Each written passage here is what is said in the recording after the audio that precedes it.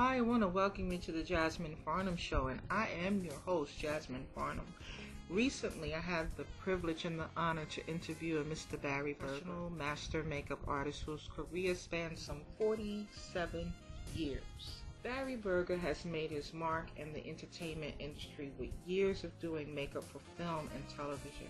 His work has been seen in Academy and Emmy award-winning movies and television.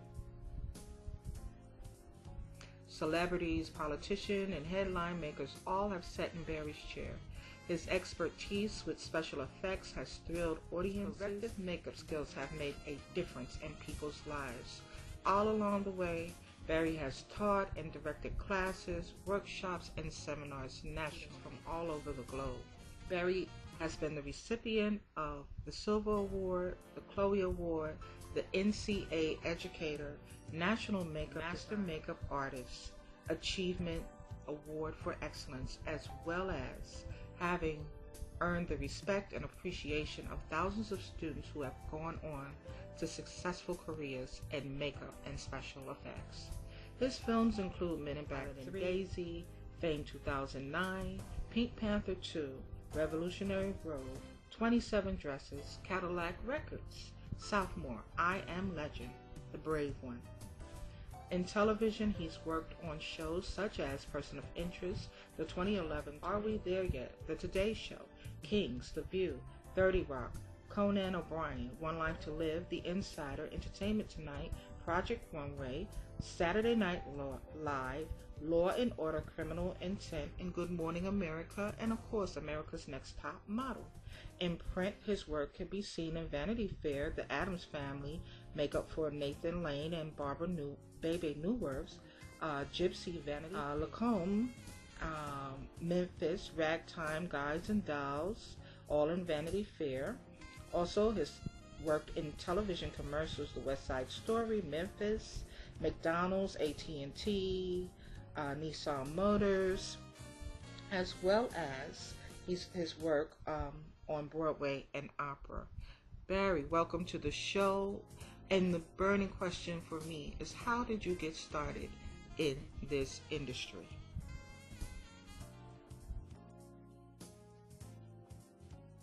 That's very interesting, and it actually started very accidentally. I started out as a hair designer. Why? Because I wasn't a student. I barely passed high school.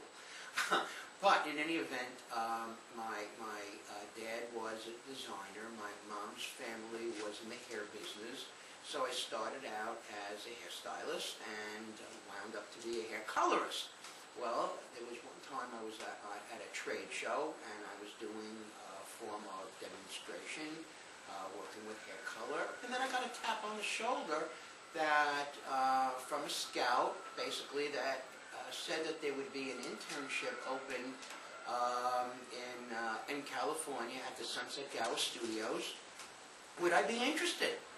Seemingly because they liked the way I spoke, my presentations, what it was that I did. And the next thing I know, I'm over at Sunset Gower in LA, thinking that I was only going to study beauty makeup, because as a hairstylist, beauty makeup goes hand in hand. Well, the next thing I know is that I'm learning to do broken noses and scratches and scars, and I'm saying, well, what is all this about? I'm not interested in broken noses and cauliflower ears and compound fractures. They said, well, this is what the industry is. Do you think that these broken noses or scars and scrapes and scratches and bruises are natural or real? I said, no. Well, they said, well, it's makeup and you're going to go through the whole process. Well, I did go through the whole process. And you know what was so interesting? Is I really began to discover my own uniqueness. Wow. Which gave me so much more confidence than I had. Because, when I was growing up, I had it was just a typical middle-class, middle-income family. Anything I really wanted to do, I really wanted to learn to dance. I was so interested in the arts. And I was always given the opinion that that's only for special people. Okay, so I'm not a special person. But you know what? I discovered I really was a special person when I was able to do something that not too many people were able to do.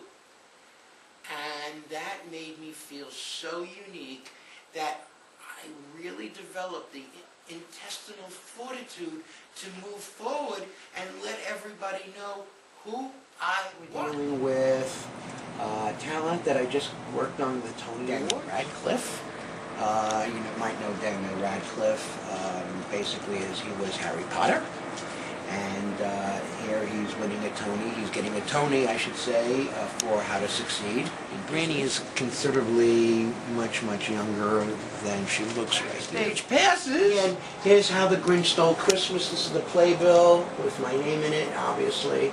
That's Dr. Seuss. No, that's not Dr. Seuss. That's the Grinch. That's not Dr. Seuss, that's the Grinch. That's me on a normal day. I got started in this industry, but it wasn't all that easy. I mean, it took lots of networking and trying to figure out who to go to next. But you know what? The universe told me who to go to next.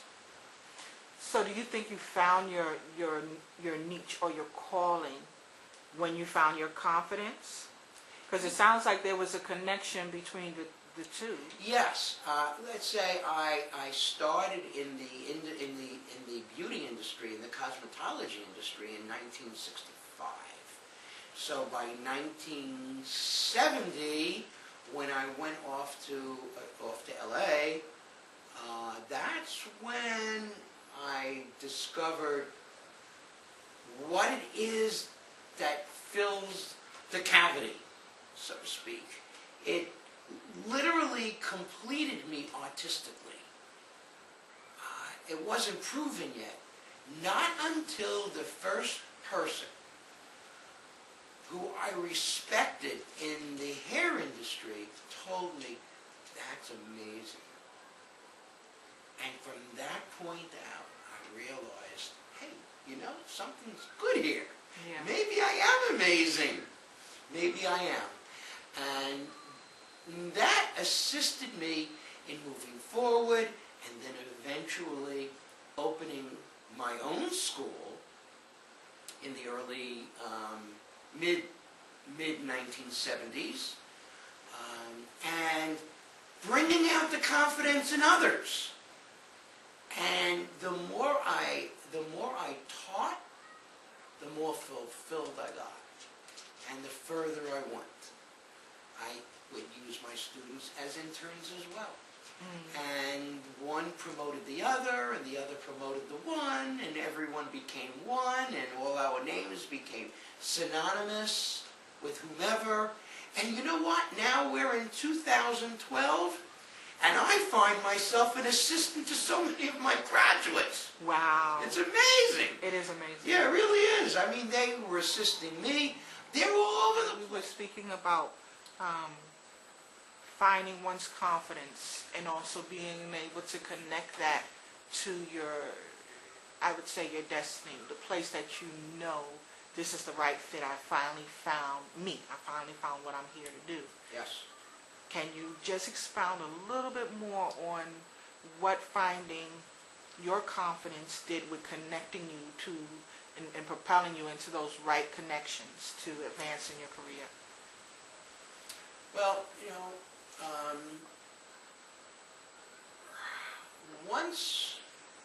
firstly, it's very important. I know that through the beginnings of my career as a makeup artist, I had to learn lots of different things. I knew that my craft was unique to where I lived. You know, once I left LA, I went back to Miami, where I resided and where I opened my school eventually. Before I came here to New York, back to New York. I was brought up here in New York, where I was told that only special people can do this. But of course, I have a very, very supportive wife, and supported me in everything that I I chose to do, God bless her. But I've learned, even though I knew how unique I was with my craft. See, I didn't know whether I was my craft or my craft was me. Wow. You know? What does that mean? What do you mean by that? Well, some people identify... What does that mean?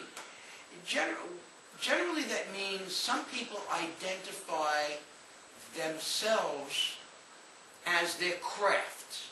In other words, my name is Barry Berger. I am a makeup artist. And people know me as being a makeup artist.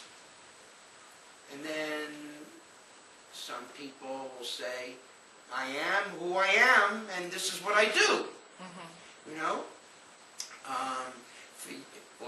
For 25 years, I had my own school in Miami. And when the film industry at that time left Miami to other points like Orlando and other parts of the country, I decided to market my school. And a school here in New York eventually adopted it. Well, I was so displaced when I eventually closed my school after 25 years. I believed my identity was my school. Not that I thought my school was me, and not that I was my school. So I actually went full circle, not realizing my own uniqueness, and to go forward. But bringing up what I started to bring up before was, it took me lots of time to determine how I was going to network myself. I had lots and lots of spiritual training. I recognized that I am, and that... You're going to make me cry? And that the universe, or whatever it is that you might tend to believe in, understands what it is that you're thinking and saying, because words are things. Yes.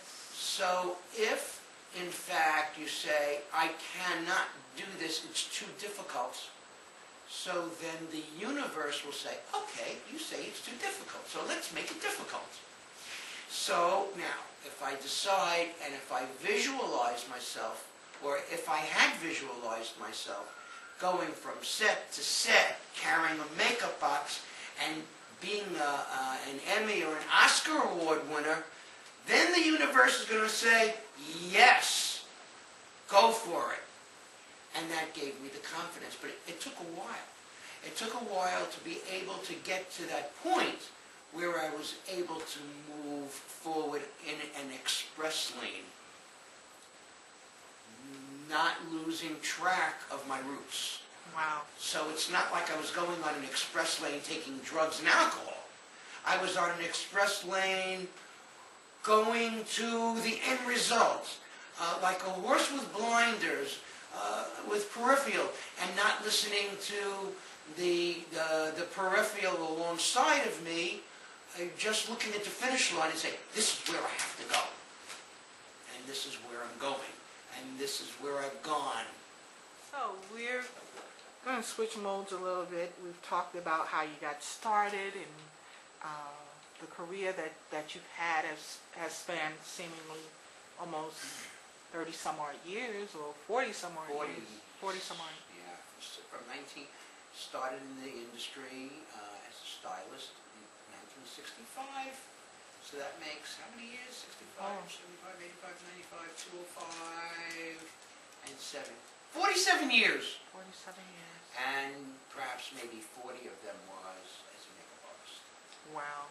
But I started doing hair, and once I studied makeup, I stopped doing hair. I rebelled. I rebelled. All I wanted was makeup, makeup, makeup.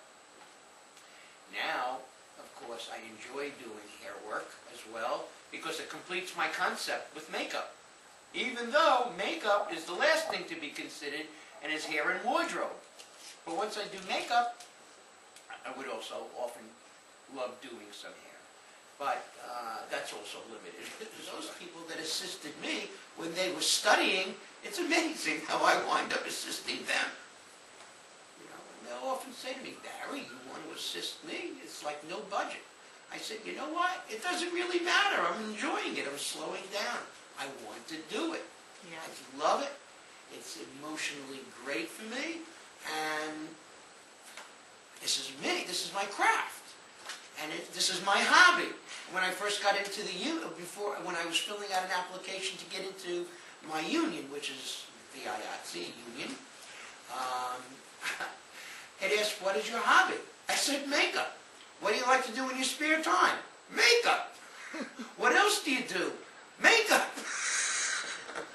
So here I am. Makeup. Is makeup me or am I makeup? I don't know. I just tend to.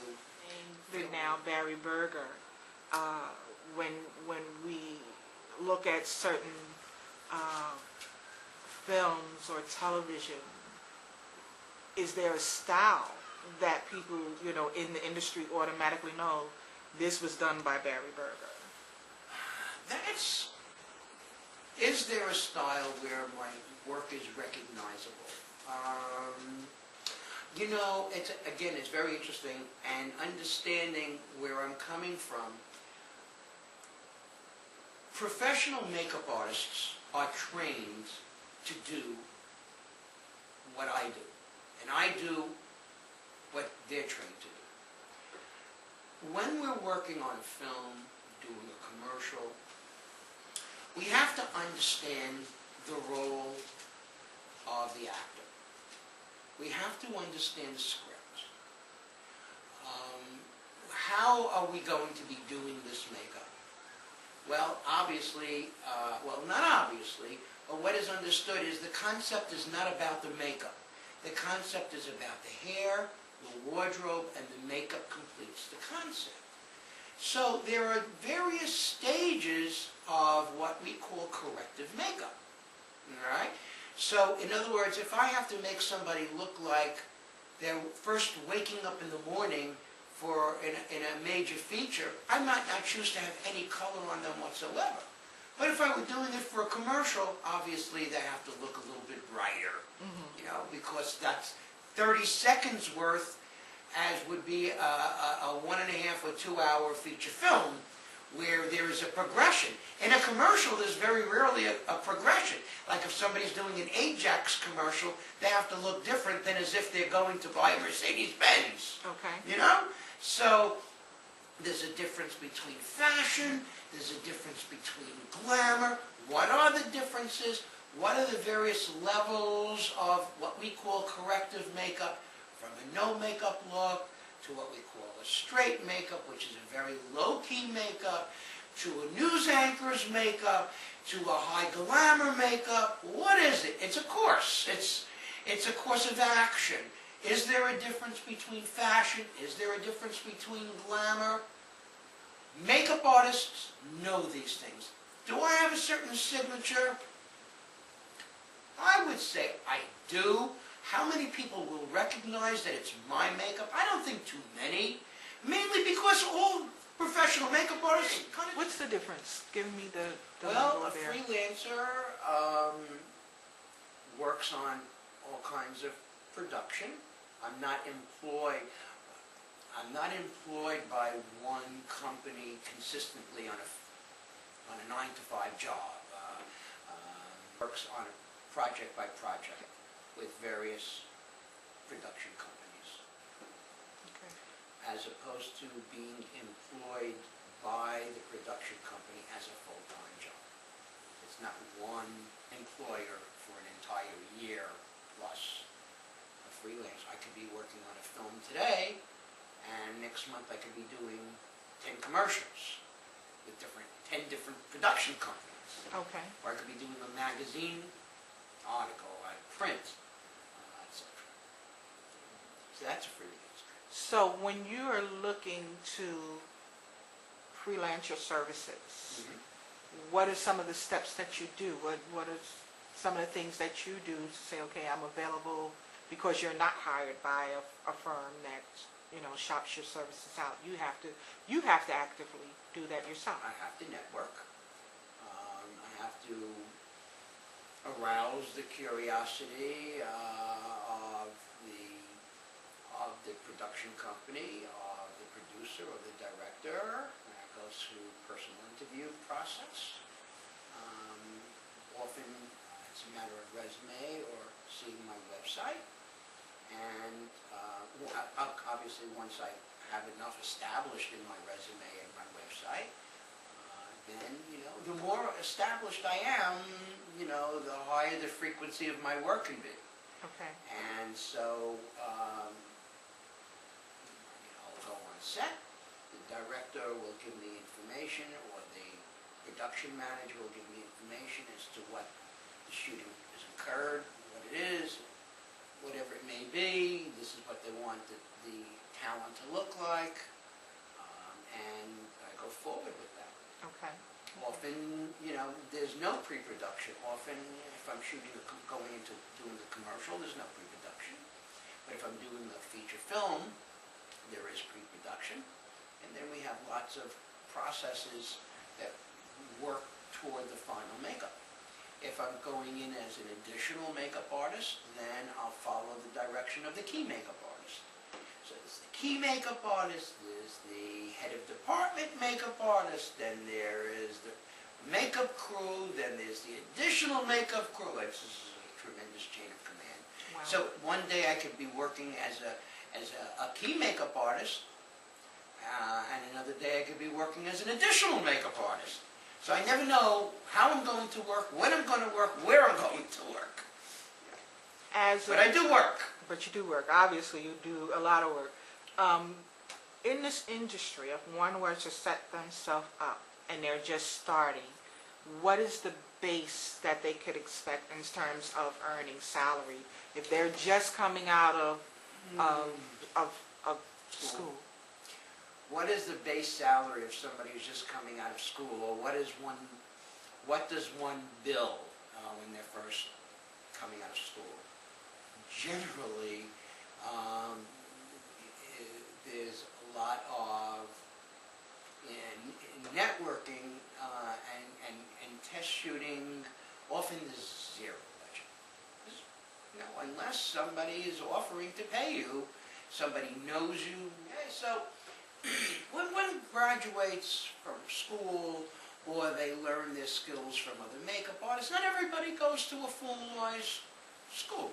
Sometimes they'll learn their craft from other makeup people, or they'll start at a department store selling cosmetics and learning, doing a little of this and a little of that, which is all very well and good. Their techniques build up, and then they have some friends that they have some great camaraderie with.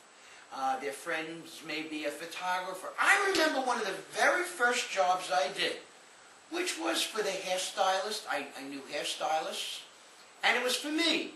So I had to drive 120 miles to do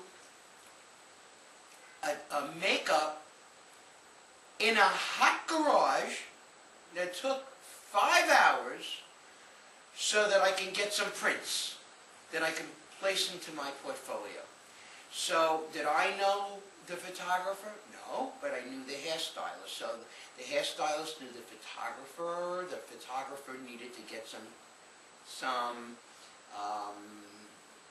portfolio, some inventory for his portfolio, and the hairstylist needed inventory for his portfolio when I needed it for mine. So we're doing a lot of test work, pick out the best shots. Out of maybe 50 shots, I might like one, and put that in my portfolio. And as it goes along, and just to begin to get to know people, this one could recommend you to that person. So it's about your vitality, how you begin to meet people. You meet people along the way. And of course, through workshops, through social media. There's a thing on the internet called Makeup Mayhem. Models that are looking to get started, makeup artists, hairstylists, photographers looking for material for their reel or their portfolios, getting together with them, going on these various websites, speak about what it is that you do, what it is that you love to do, who it is that you love to work on, and begin to develop a stable of your own, so to speak. And this is how it all begins. One person knows another person. You follow your leads. How do we follow our leads? How do we go on with life? We follow leads. Yeah. Follow leads. And how do we know what we're hungry for until we get hungry? Of late Men in Black 3, Yes. you're in print, you're in television, you've done commercial, you've done theater, and your resume is so extensive and impressive. This signals to me that you're in high demand. People want Barry Berger to come and do their corrective makeup Or their character makeup. or their character makeup. Yeah, I am in high demand in many, many respects. Where would I find out my relevance? It's interesting, because when I watch the show that I'm working on, I don't see my name in the credits. That's my relevance. Well, so if I'm sending out a resume to a production coming into town, and I know there's various productions coming into town, the first question they're going to ask me, besides, let me see your resume, or do you have a website, what have you done lately? And then I have to kind of like withdraw a little bit. That's where I might tend to lose a little confidence, you see? But then I have to regain it, because this is what I've done lately. So if I'm doing a comedy series, like Are We There Yet? Exactly. That we shot in Connecticut. Or am I doing A Person of Interest, which is like on CBS Thursday nights, where I'm doing lots of the effects work, or continuity shots. That's another part of me. So so people call me, or production companies might call me for what it is they're going to need me for. Can I do everything most successfully? Listen, you know what? As a makeup artist, I have a heart for what I enjoy doing most. I love character shots, character work. I love the aging processes and the various special effects. But that's the mode of it I'm in at the moment. And then often I go for glamour, full glamour, magazine glamour. Or I'll often go for fashion, like I've done on Project Runway or America's Next Top Model. So where is my interest? What is my interest? Does somebody understand my signature? The one who understands my signature the most are the people that I've worked with most. Otherwise, if there are 2010 makeup artists that are around the country that have the kind of, that have my profile or I have their profile, there's lots of choices. Okay, we talked about you doing like Men in Black 3. It's not out yet. Yes. But did you do the Men in Black 1 and 2? No. I just did Men in Black 3. Mm-hmm. When Men in Black 1 and 2 were being shot, I wasn't in New York then. I was in Miami. And I hadn't gotten my New York legs yet. I hadn't gotten my New York connections yet after I left Miami to come to New York. Why did I come to New York? I think I might have mentioned that a school system here in New York adopted my school, so I had to direct that program for 5 years, and that was back in 1999 to 2005. So 2005, I went back freelance, and I started making my connections. And one of my connections was the key makeup artist for Men in Black 3, and they said, Barry, would you join us? And I said, of course. Great. I would, because you keep speaking of connection, I know you created the signature that you know that's distinct. Right. Then you went about connecting to, and you already said, the universe kind of lined you up with what you needed and where you needed.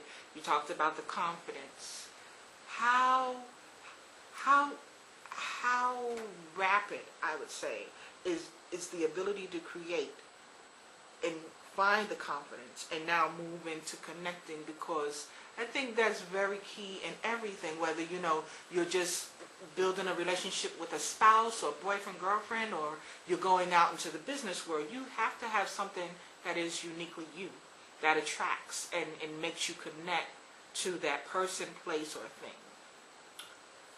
How did I make my connections? I think that's the question at hand. Well, firstly, vision. Secondly, it was a bit easier for me because I have a very supportive wife. While I was making my connections, my wife was working, running the income. But I think a great deal of it has to do with attitude. Bringing out your vitality. It's not a matter of personality. Personality is one thing, because personality changes. Yes. Personality is the outward appearance. Vitality is the inward appearance. And when you're speaking with somebody with a portfolio in hand, or a telephone interview, it is known that you have the passion. Now, obviously, they take your name, and they take your card, and they put it in the back of the index file, and they use whoever they're using first. And obviously, we have to plant seeds. The seeds have to grow. We have to water the garden.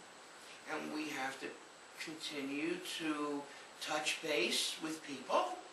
I found that I had to do lots of test work, or I worked without budget, just to be able to develop a reel, to be able to develop additional portfolio, and then go on from there, finding acceptance and finding rejection.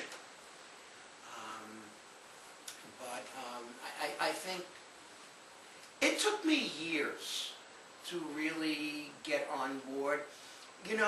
When I was in Miami, and I've been in Miami for 30 years, and I had my school for 25 years, and at that point I was doing so many television commercials, so many music videos. I worked with Gloria Estefan on her world tour.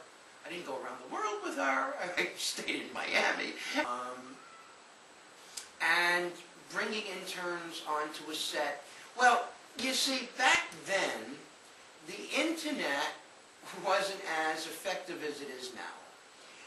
We were able to get into our cars and drive from production company to production company to drop our resumes off and talk with the producers, talk with the directors, really begin to communicate.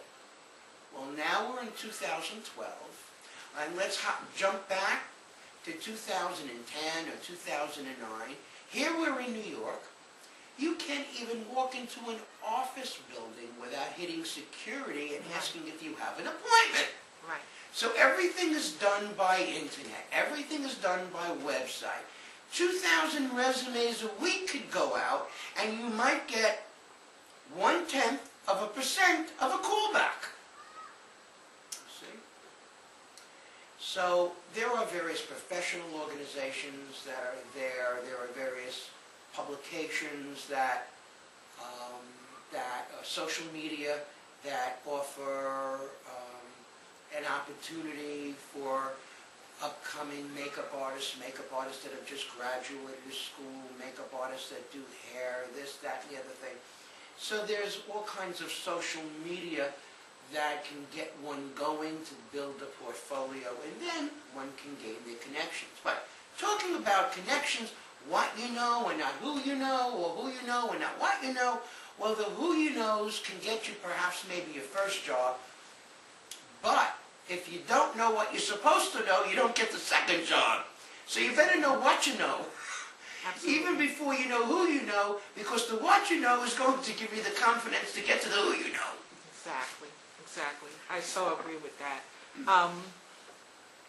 You spoke about technologies now. You spoke about the past when you first started the school and getting out in your car, making that visual connection, handing off a card. And you're so right about the internet today. It's like a catch-22. You know, what did it say? 6 on one hand and half a dozen on the other. Yeah.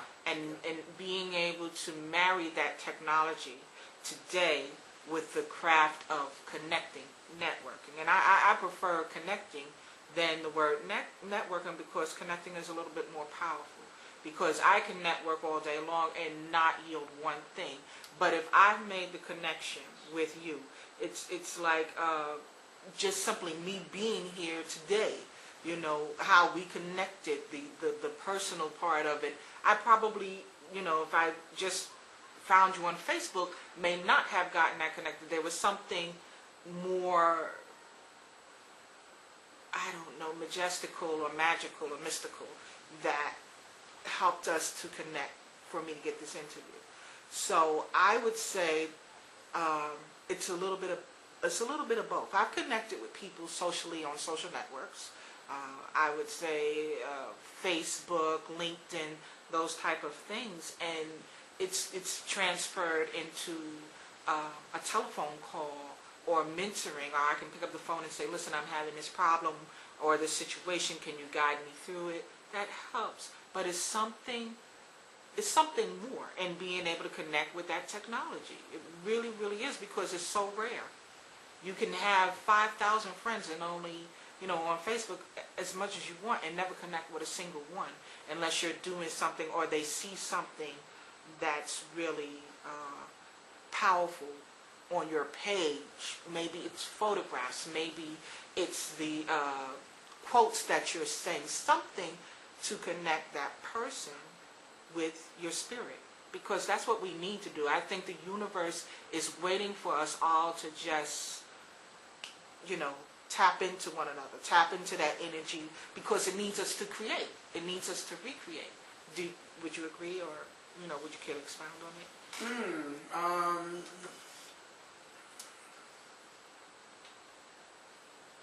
Speaking of, I believe,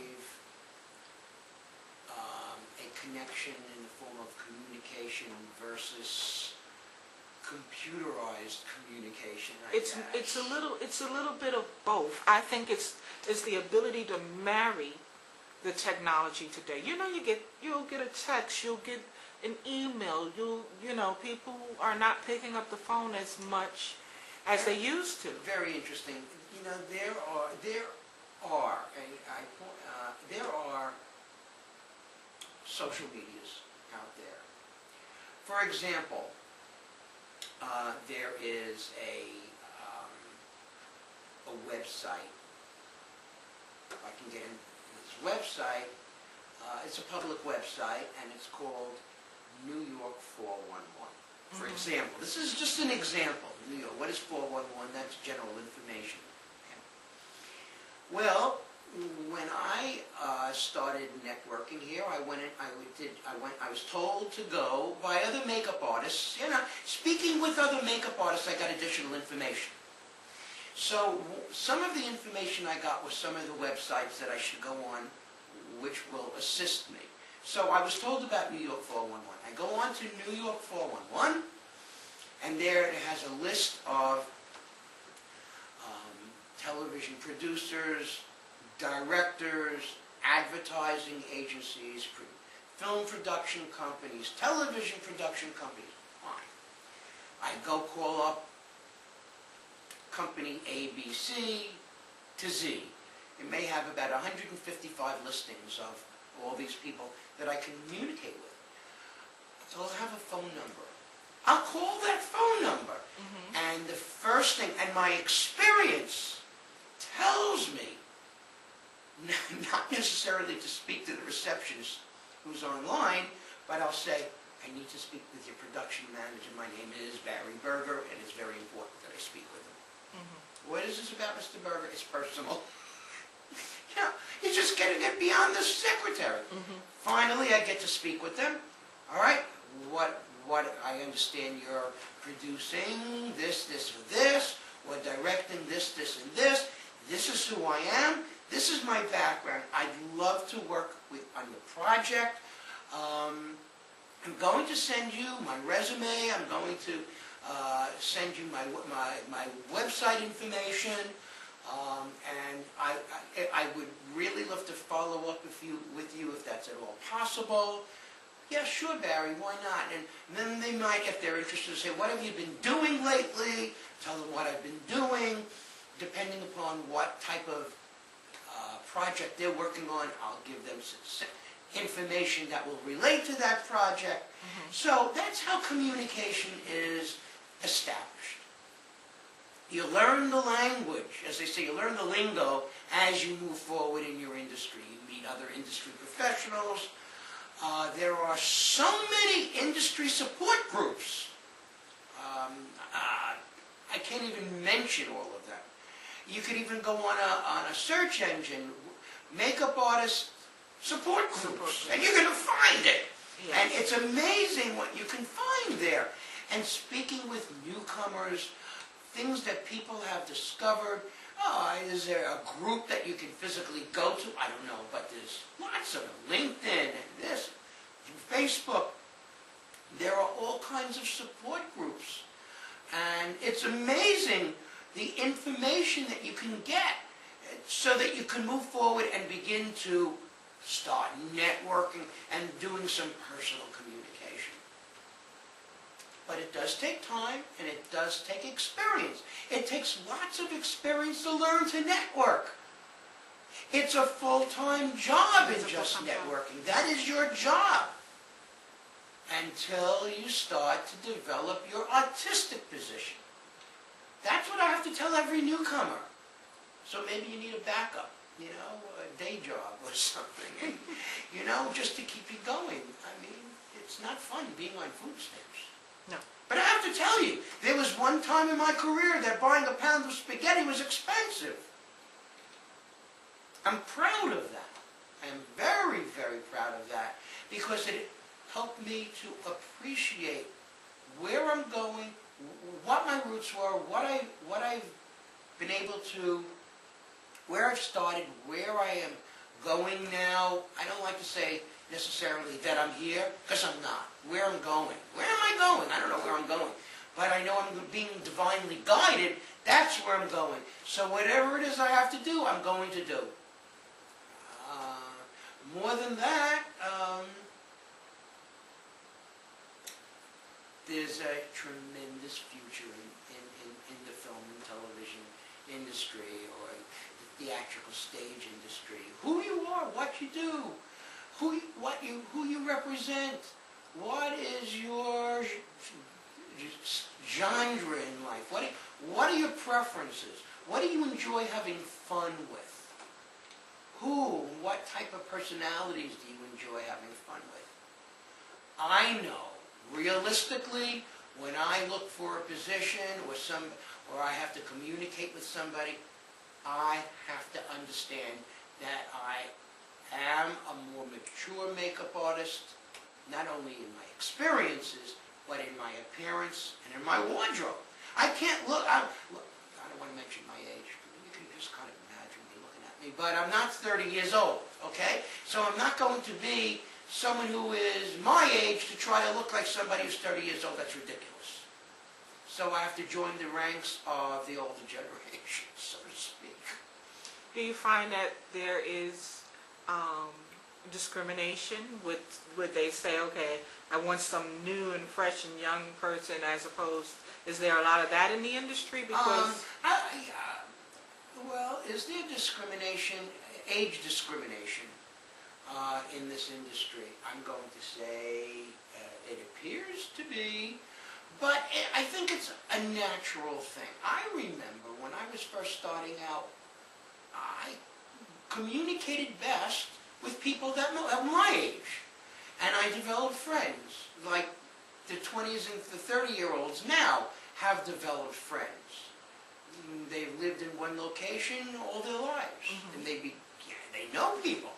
And so these people that are working on certain jobs will call their friends that are also makeup artists that they would love to work with.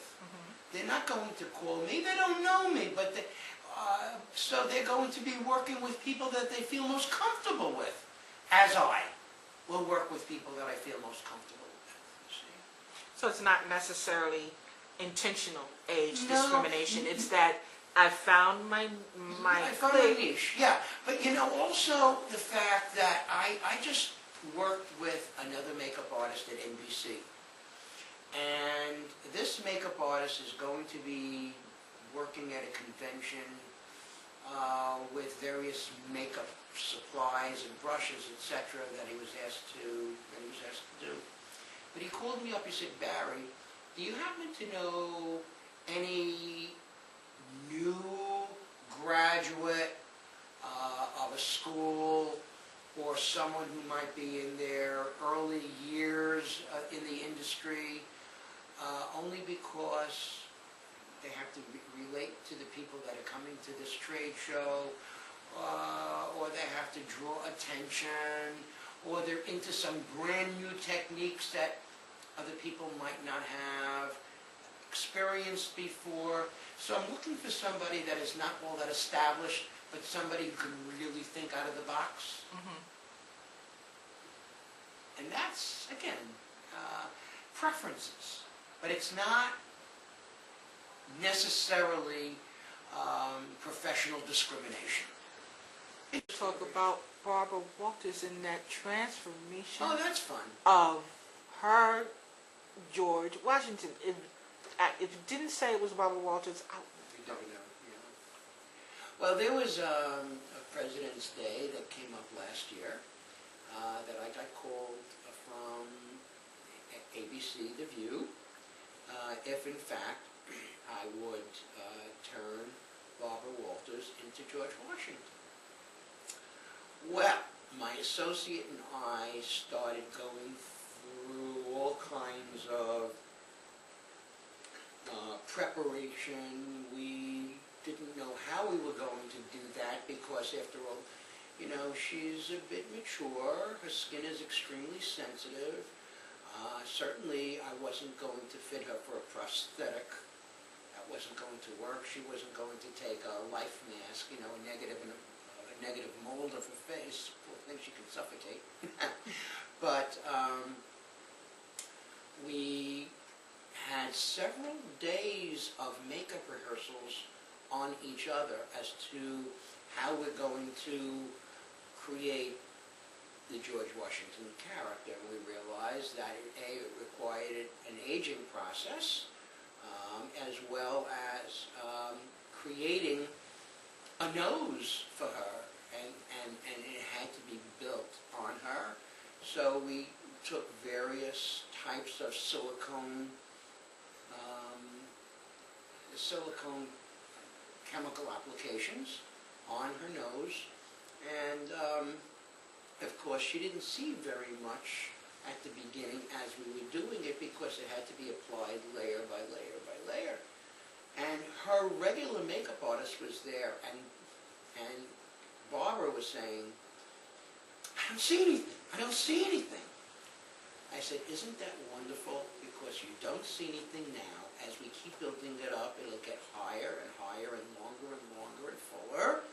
And you're not going to see any kind of like lines of demarcation that you would generally see if I were building it with anything else." And sure enough, once I finished that nose and I created the colorizations that I needed to for her face, and her wig went on, we thought she was George Washington. We really did. And it was just the most wonderful, wonderful experience. Here is this icon, Barbara Walters. Barbara Walters. I never get so excited when I'm working on anybody. It's funny. I don't know who anybody is until after their makeup is on. I don't remember who it was. I worked on, who was it? Somebody on One Life to Live. It was a soap opera. See, you're not awestruck, starstruck, No, anything. and that's a blessing. I'm not starstruck. It's a blessing. I don't know who these people are. And once, unless it's a star, and I do know who they are,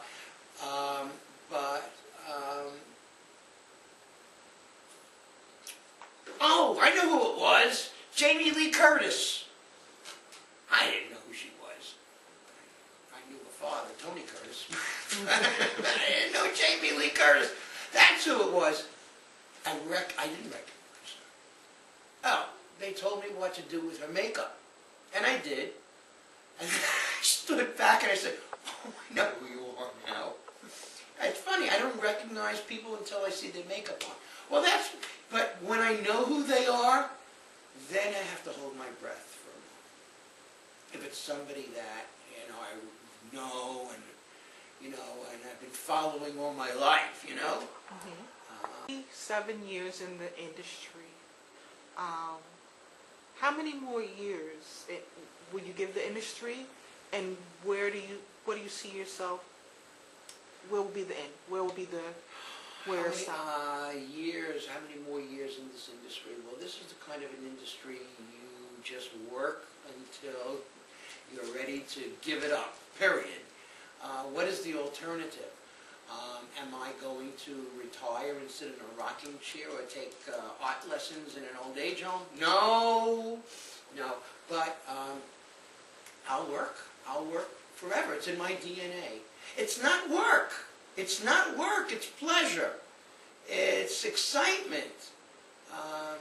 And I just hope and pray that people recognize me for the DNA that I have and enjoy. Will I teach? Hold on, I might teach, again, just to share some of my experiences. Will I open another makeup school? I doubt it very much. Doing a lecture, helping people out, mentoring anybody, teaching some of my skills. I often go for classes. I was just at a MAC seminar where we saw the fashions for spring. And, these are things that inspire me, they motivate me. And I can incorporate that in all of my techniques, add, subtract, what have you, and it's absolutely wonderful. The seminars are marvelous, workshops are marvelous. So this is what I could do at the point of choosing that, I'm not really prepared to work 6 months on one project. Mm-hmm. About the grandchildren, do they show any signs of wanting to follow in their grandfather's footsteps? Well, I have 2 grandchildren. Will is 8 and a half, and Sammy is 3 and a half. Will is very much, I guess you would call him left-brained. He's very black and white. So he's very much into his studies. Mm-hmm. He's into soccer. My children and my grandchildren live in Florida. So they're into a lot of outdoor sports. They're into soccer. He's into tennis. He's into taekwondo. He's into Cub Scouts. He's into Disney. He's into his computer. He's into reading. He shows no interest in makeup outside of my 3.5-year-old grandson. Adorable. He's 3.5 years old, and I tell you, what a dunce he is. He's all over the place. He plays the electric piano, loves it. I think he's going to be an artist one day. He really beats to the tune of his own drum. Now we have Will. Will, the taekwondo, the tennis, the soccer, the Cub Scouts, he's going to go to Annapolis, this kid. I mean, my son-in-law says, the minute he was born, he's going to go to Annapolis. I think he's kind of like honing him in to go to Annapolis. I don't know what's going to happen if he doesn't go to Annapolis, but he's going to go to Annapolis, according to my son-in-law. I think my grandson, I think Will really loves his computer sciences and et cetera, et cetera. But he's my love. He's brilliant. Wow. Not because they're my grandchildren. Of course, because they're your grandchildren. No. Okay.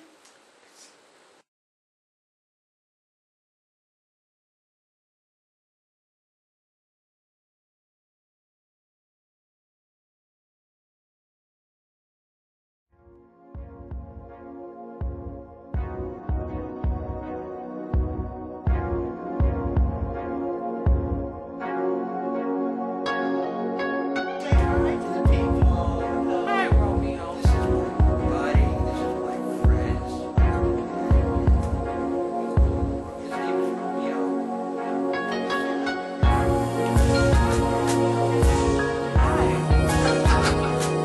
This was for Valentine's Day. So he's telling me, instead of, I must ask you, I must ask you. So he's very technically oriented, you see? This is Will at 8.5. Is that Will? And this is Sammy. Sammy is now 3.5, you see? And now it's, I must ask you to be my Valentine. Wow. I guess this one's my